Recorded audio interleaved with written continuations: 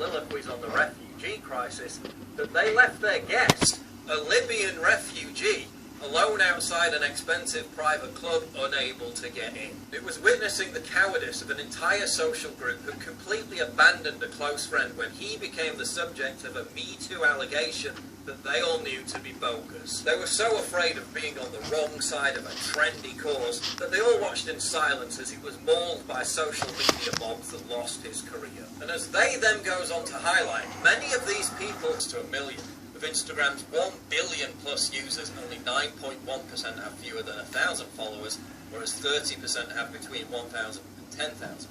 36.7% have 10,000 to 100,000.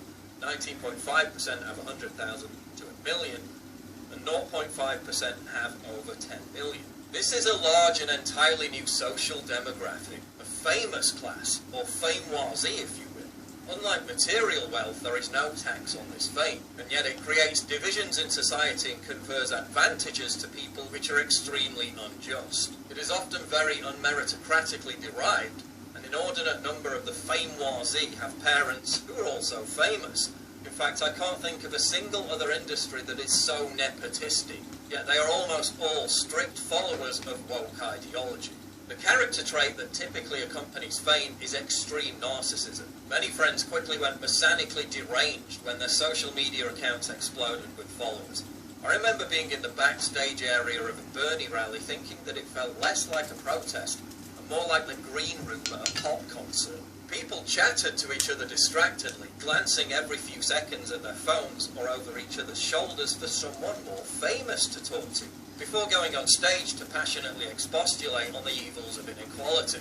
For all its supposed utopianism, this is a cynically competitive and rigidly hierarchical scene. Social justice has become a product of social media, which itself exists not to make the world more equal, but to make a small number of people in Silicon Valley excessively rich. He then goes on to expose how many of these race grid and social justice was exemplified with excruciating awkwardness by the patronising trend of white celebrities giving black celebrities the logins to their social media accounts. The famous Brit Victoria Beckham let a slightly less famous Brit, June Sarpongo BE, take over her Instagram, which will undoubtedly go down with the Montgomery bus boycotts as a seminal moment in the history of the civil rights movement. The last time I saw June was in the Equality Lounge in Davos, where guests drank Veuve Clicquot courtesy of sponsors PwC, who had just been exposed for their role in helping Isabel dos Santos steal billions from Angola.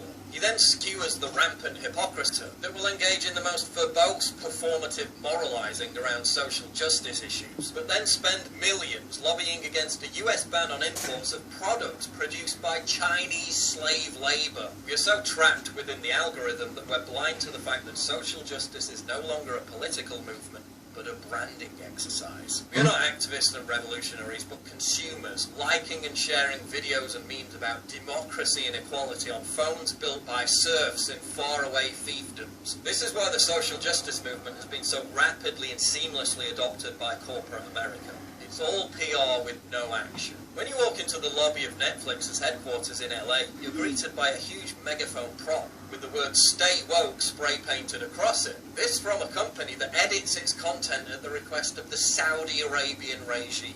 I hear nervous misgivings from my fellow citizens of Wokeyleaks. I hear concerned whispers about the vicious attacks on trans rights heretics like J.K. Rowling. I hear cautious bitching about the hypocrisy of fashion influencers who scream for the removal of statues of long-dead slavers while accepting large sums to appear in ads for fashion brands that rely on modern-day slavery to stitch their clothes. But very few of them are willing to speak out against this phoniness. I get it. You're scared of the online abuse. You're scared of work mysteriously drying up if you have the wrong opinions. But above all, you're scared of being unpopular. Well, now you have Wokeyleaks. In addition to what's in the article, he also told me what I'd been the Saudi Arabian regime. I hear nervous misgivings from my fellow citizens of Wokeyleaks. I hear concerned whispers about the vicious attacks on trans rights heretics like J.K. Rowling. I hear cautious bitching about the hypocrisy of fashion influencers who scream for the removal of statues of long-dead slavers while accepting large sums to appear in ads for fashion brands that rely on modern-day slavery to stitch their clothes. But very few of them are willing to to speak out against this phoniness. I get it. You're scared of the online abuse. You're scared of work mysteriously drying up if you have the wrong opinions. But above all, you're scared of being unpopular.